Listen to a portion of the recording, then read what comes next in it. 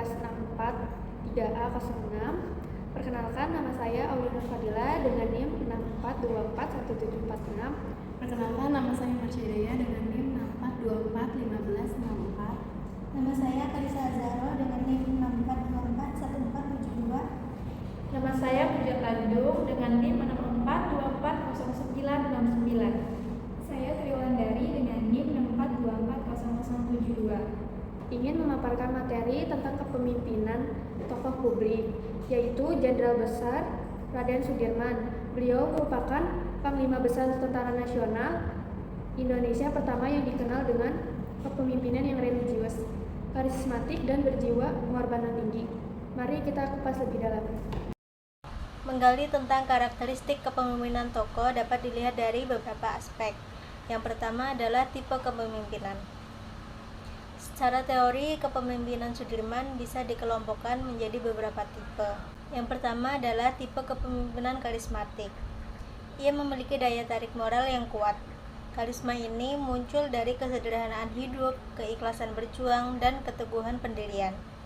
Prajurit maupun rakyat menaruh hormat bukan karena jabatan semata, melainkan karena keteladanan pribadinya. Yang kedua adalah tipe pemimpin yang transformasional. Sudirman mengubah semangat rakyat dari ketakutan menjadi keberanian. Dia mampu menginspirasi prajurit yang minim persenjataan untuk yakin bahwa perjuangan gerilya akan mengusir Belanda. Yang ketiga adalah tipe pemimpin yang religius dan nasionalis. Dalam setiap perjuangan, ia menekankan doa, keyakinan, dan ketakwaan kepada Tuhan. Sikap ini membuat perjuangan militer Indonesia tak hanya bernuansa fisik tetapi juga spiritual. Kemudian yang keempat adalah tipe pemimpin yang situasional. Sudirman mampu menyesuaikan strategi sesuai kondisi. Ketika kekuatan militer konvensional kalah dengan Belanda, ia segera beralih ke perang gerilya yang terbukti efektif. Aspek yang kedua adalah gaya kepemimpinan. Gaya kepemimpinan Sudirman sangat khas dan bisa dirinci dalam beberapa aspek, yaitu sebagai berikut. Yang pertama, kepemimpinan teladan. Ia selalu menjadi contoh nyata. Saat sakit pun ia tak mau hanya berbaring, melainkan tetap mendampingi pasukannya. Sikap ini menumbuhkan loyalitas dan rasa hormat luar biasa dari anak buah. Yang kedua adalah kepemimpinan partisipatif dan humanis. Dekat dengan prajurit, memperlakukan mereka bukan sekedar bawahan, melainkan sahabat seperjuangan. Ia mau mendengarkan masukan sehingga hubungan pemimpin pasukan sangat erat. Kemudian yang ketiga adalah kepemimpinan militeristik atau disiplin dan strategis. Hal ini menekankan disiplin tinggi pada prajurit. Strateginya dalam perang gerilya menunjukkan kecerdikan dan fleksibilitas. Taktik ini melemahkan posisi Belanda dan menjaga eksistensi republik di mata dunia lain. Yang keempat adalah kepemimpinan berbasis nilai. Nilai yang dimaksud adalah kesederhanaan, keikhlasan, religiusitas, dan keberanian. Sudirman tidak pernah mementingkan diri sendiri. Dia bahkan menolak dirawat secara intensif demi tetap membersamai pasukannya. Yang kelima adalah kepemimpinan inspiratif dan simbolik. Sudirman menjadi simbol perlawanan rakyat. Bahkan setelah wafat, namanya dijadikan teladan perjuangan tanpa pamrih. Yang keenam adalah contoh kepemimpinan dalam peristiwa nyata. Peristiwa yang pertama adalah pada saat agresi militer Belanda, yang kedua pada tahun 1948 sampai 1949. Saat Yogyakarta masih menjadi ibu kota Republik Indonesia saat itu jatuh ke tangan Belanda, Sudirman memimpin perang gerilya. Walau sakit, ia menolak saran untuk tinggal di rumah sakit dengan alasan seorang panglima harus bersama pasukannya. Contoh peristiwa yang kedua adalah pada saat Perintah Umum 11 November pada tahun 1948. Sudirman mengeluarkan instruksi agar pasukan TNI melaksanakan perang gerilya secara menyeluruh. Perintah ini menyelamatkan Republik karena membuat Belanda gagal menghancurkan perlawanan rakyat. Kemudian contoh nyata yang ketiga adalah serangan umum 1 Maret pada tahun 1949. Walau direncanakan bersama tokoh lain seperti Sultan Hamengkubuwono IX, Strategi gerilya Sudirman yang berkelanjutan menjadi fondasi keberhasilan serangan besar ini. Serangan tersebut membuktikan kepada dunia bahwa Republik Indonesia masih ada dan berjuang. Ketujuh adalah akan warisan dan nilai kepemimpinan yang terdiri dari integritas, religiusitas, pengorbanan, karisma, dan inspirasi. Dan selanjutnya ada sifat dan karakter kepemimpinan Jenderal Sudirman. Yang pertama, Jenderal Sudirman adalah sosok pemimpin yang religius. Dalam setiap langkah perjuangannya, beliau selalu berperang pada nilai-nilai agama sehingga keputusan yang diambil dilandasi dengan keikhlasan dan tanggung jawab. Hal ini menjadikan dirinya bukan hanya pemimpin militer, tetapi juga teladan moral bagi prajurit dan rakyat. Yang kedua, selain religius, beliau juga dikenal tegas dan berwibawa. Keputusannya selalu jelas dan tegas. Bahkan di saat kondisi sulit, sikap berwibawa tersebut membuat Jenderal Sudirman sangat dihormati oleh prajurit maupun masyarakat luas. Yang ketiga, walaupun menjabat sebagai jenderal besar, Sudirman tetap rendah hati. Ia tidak pernah menempatkan dirinya di atas orang lain dan selalu menjaga kedekatan dengan rakyat serta pasukannya. Kerendahan hati inilah yang membuat dirinya dicintai oleh banyak orang. Dan yang keempat, sifat berani dan pantang menyerah juga melekat kuat pada dirinya. Salah satu buktinya adalah ketika beliau tetap memimpin perang gerilya meskipun sedang sakit parah, menunjukkan dedikasi yang luar biasa demi mempertahankan kemerdekaan Indonesia. Disiplin dan konsistensi merupakan karakter penting lainnya. Jenderal Sudirman selalu menjadi teladan dalam menaati aturan serta menjaga ketertiban dalam pasukan. Beliau juga bijaksana dalam mengambil keputusan, mengutamakan kepentingan bangsa dan rakyat di atas kepentingan pribadi. Yang keenam, selain itu, sifat mengayomi dan peduli terhadap pasukan membuat para prajurit merasa diperhatikan dan selalu bersemangat dalam berjuang. Kepedulian ini menjadikan beliau bukan hanya pemimpin, tetapi juga sosok pengayom dan panutan. Berikutnya yaitu ada sebab munculnya si pemimpin tersebut. Jenderal Sudirman muncul sebagai seorang pemimpin besar bangsa Indonesia bukanlah tanpa alasan, melainkan karena adanya perpaduan antara kondisi bangsa saat itu dengan kepribadian, latar belakang, serta perjuangan yang ia jalani. Sejak muda, Sudirman dikenal sebagai sosok yang disiplin, religius, serta memiliki jiwa kepemimpinan. Ia pernah menempuh pendidikan di sekolah guru dan karirnya sebagai pendidik membuat dirinya dihormati oleh masyarakat. Tidak hanya itu, Sudirman juga aktif dalam organisasi, keagamaan dan kepemimpinan dan kepemudaan sehingga membentuk karakter yang tegas, sederhana tetapi penuh dengan semangat perjuangan. Pada masa itu, Indonesia baru saja memproklamasikan kemerdekaan pada tahun 1945.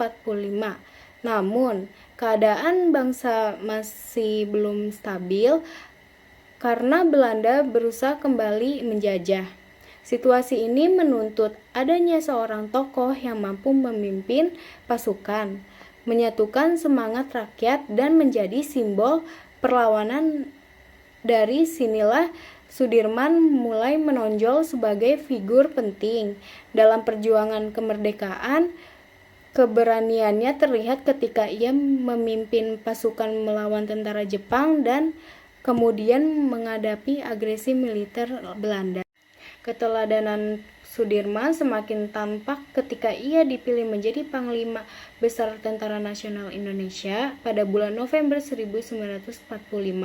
Walaupun usianya relatif muda, ia dipercaya memimpin karena keberanian, strategi militer yang cerdas, serta wibawa yang membuat prajurit menghormatinya.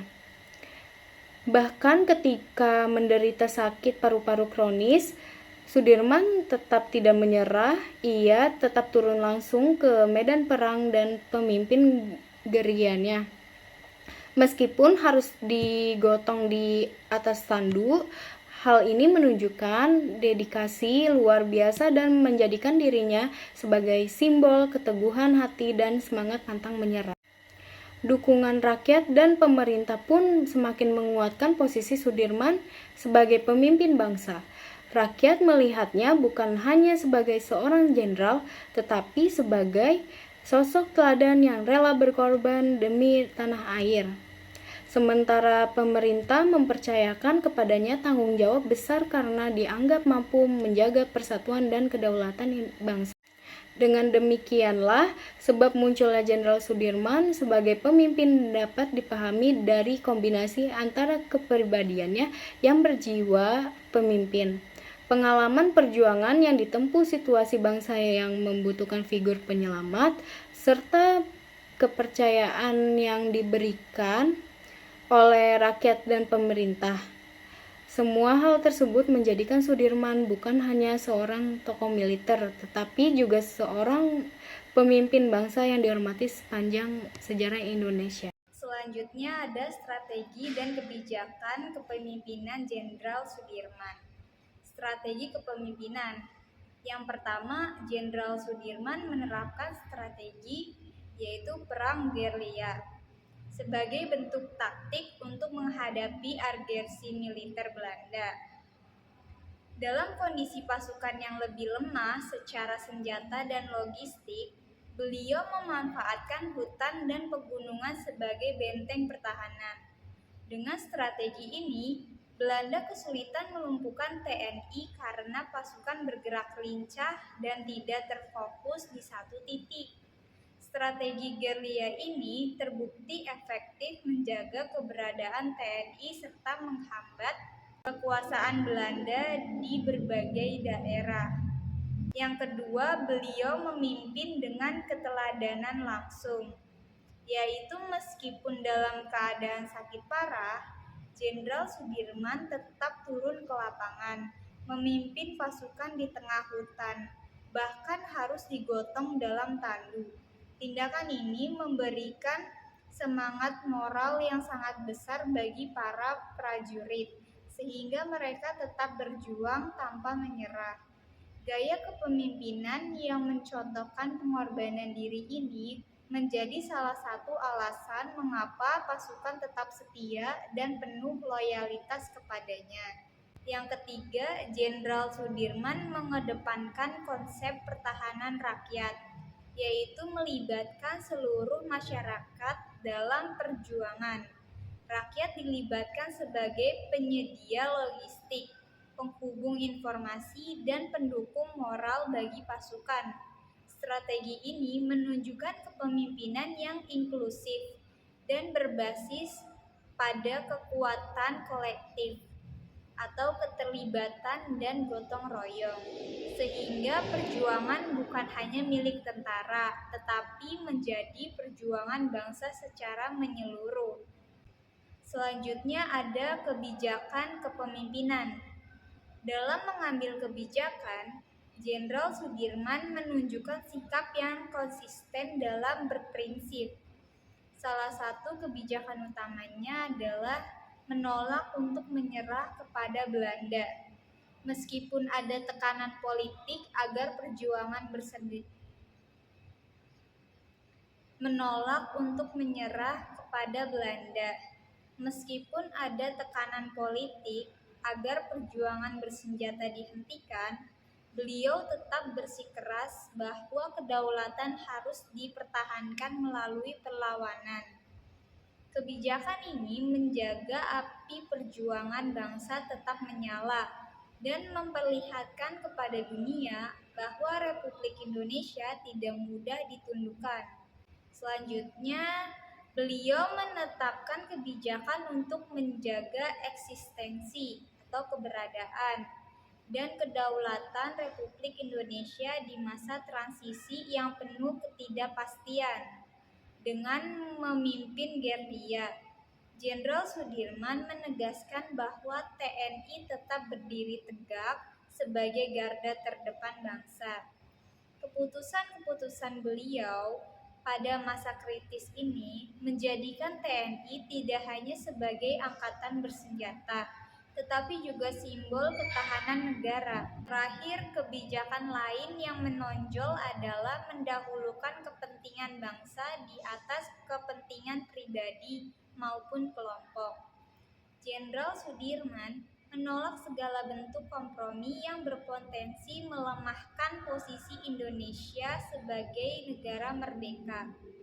Sikapnya yang sederhana, disiplin, dan penuh pengabdian menunjukkan bahwa setiap kebijakan yang beliau ambil dilandasi oleh komitmen terhadap perjuangan bangsa, bukan ambisi pribadi. Oke, selanjutnya pengaruh kepemimpinan Jenderal Sudirman. Yang pertama, pengaruh di bidang militer. Kepemimpinan Jenderal Sudirman membuat Tentara Nasional Indonesia atau TNI menjadi pasukan yang solid dan berdisiplin tinggi. Strategi perang gerilya yang ia gagas berhasil menunjukkan kepada dunia bahwa Indonesia tetap eksis meski ibu kota jatuh ke tangan Belanda. Ia menanamkan moral dan etika prajurit, bahwa tentara berjuang bukan untuk kepentingan pribadi, tetapi demi rakyat dan bangsa. Yang kedua, pengaruh terhadap rakyat. Sudirman menjadi simbol keteguhan dan harapan rakyat di masalah sulit. Meski sakit keras, beliau tetap memimpin pasukannya bergerilya. Hal ini memberi semangat kepada rakyat bahwa perjuangan belum berakhir. Dengan kedekatannya kepada masyarakat, rakyat ikut terlibat dalam perjuangan, menyediakan logistik, tempat pelindungan, hingga dukungan moral. Yang ketiga, pengaruh terhadap bangsa dan negara. Kepemimpinan Sudirman memastikan kemerdekaan Indonesia tetap dipertahankan. Meski Belanda berusaha kembali menjajah, strategi beliau membuat Indonesia tetap berdiri dan akhirnya diakui secara internasional. Beliau menjadi simbol peraturan bangsa karena mampu menyatukan rakyat dan militer dalam satu tujuan besar, mempertahankan kedaulatan. Yang ketiga, pengaruh bagi generasi penerus. Nilai kepemimpinan Sudirman seperti religiositas, integritas, kesederhanaan, dan pengorbanan menjadi teladan yang diwariskan hingga kini. Para pemimpin bangsa dan publik sering menjadi beliau sebagai inspirasi dalam pemimpin dengan hati nurani, ketegasan, serta pengabdian kepada rakyat. Generasi muda dapat belajar bahwa kepemimpinan bukan soal jabatan, melainkan soal keteladanan dan pengorbanan. Yang kelima, pengaruh secara simbolik. Hingga kini, nama Jenderal Sudirman diabadikan menjadi nama jalan utama, universitas, dan monumen di berbagai daerah. Hal ini menegaskan bahwa pengaruhnya bukan hanya pada masa perjuangan tetapi juga dalam membentuk identitas nasional. Kutipan-kutipannya tentang keberanian dan pengorbanan sering dijadikan motivasi dalam berbagai bidang kehidupan, baik militer, pemerintahan, maupun pendidikan. Dampak positif dan negatif dari Jenderal Sudirman. Kebijakan Jenderal Sudirman membawa dampak besar bagi masyarakat Indonesia. Dari sisi positif, strategi perang gerilya beliau terapkan berhasil mempertahankan eksistensi Republik Indonesia di mata dunia. Meski ibu kota jatuh ke tangan Belanda, namun berkat perang gerilya, Belanda tidak pernah berhasil menguasai sepenuhnya Indonesia. Hal ini menumbuhkan semangat nasionalisme rakyat dan menjaga kedaulatan negara. Kebijakan disiplin pasukan juga berdampak positif, yakni membuat TNI memiliki moral dan integritas tinggi. Tentara tidak hanya bertarung dengan senjata, tetapi juga dengan hati nurani dan semangat pengabdian. Namun, ada pula dampak negatif. Perang gerilya membuat rakyat sipil ikut menderita. Mereka harus ikut berpindah-pindah, kehilangan rumah, harta benda, bahkan jiwa. Beban logistik dan kondisi sulit juga membuat pasukan dan rakyat mengalami penderitaan yang panjang. Selain itu, idealisme Sudirman terkadang dipandang terlalu tinggi sehingga sebagian kebijakan sulit dilaksanakan secara menyeluruh. Sekian presentasi dari kelompok